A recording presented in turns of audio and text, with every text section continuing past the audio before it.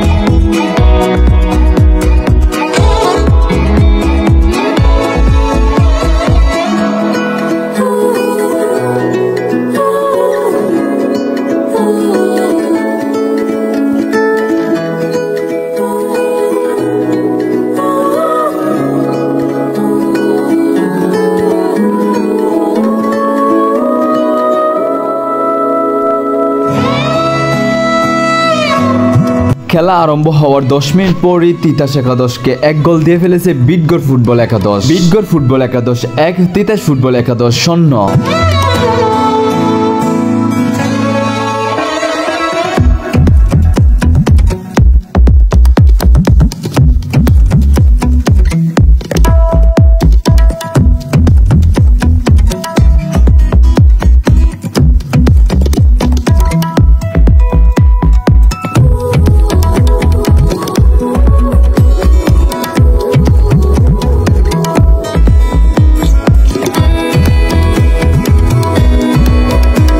আবারও তিতাস ফুটবল একাদশ এক গোল দিয়ে সমান করে ফেলল। তিতাস একাদশ 1, বিটগড় একাদশ 1।